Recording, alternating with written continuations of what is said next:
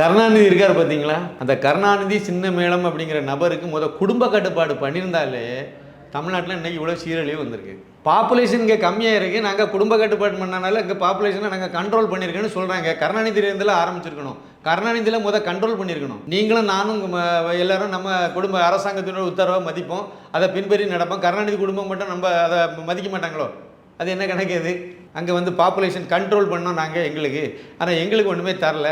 ஆனால் எல்லாம் மத்திய அரசு மற்ற மாநிலங்களுக்கெல்லாம் அள்ளி அள்ளி கொடுக்குது. அதாவது இவங்களுக்கு அது ஒரு அதை வடக்கு வாழ்கிறது தெற்கு தேய்கிறது. நான் என்ன சொல்கிறேன், தமிழகம் வளர்ந்து போச்சுன்னு நீங்கள் தானே சொல்லிட்டு இருக்கீங்க. தமிழகம் முன்னேறிட்டுன்னு சொன்னீங்களா இல்லையா? அப்போ எங்கே முன்னேறலையே அங்கே தான் நிதி அதிகமாக கொடுப்பாங்க. அதானே லாஜிக்.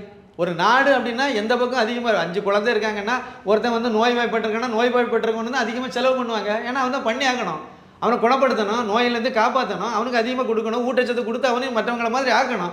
ஒருத்தன் அரசாங்க ஊழியர் இருக்கான், நல்லா சம்பாதிக்கணும், ஒரு 80,000 ரூபா 90,000 ரூபா சம்பளம் வாங்குற மாதம் வாங்குறாரு. இன்னொருத்தர் வேலை இல்லாமல் அலைஞ்சிட்டு இருக்காருன்னா இவர்கிட்ட இருந்து வாங்கி அவருக்கு கொடுத்தது தானே ஆகணும். அதானே இயல்பு. ஒரு வீட்டில் எப்படி இருக்கும்போது ஒரு நாட்டில் என்ன இருக்கும் அதே தானே. வீட்டை அடிப்படையை வச்சு தானே நாடே இருக்குது.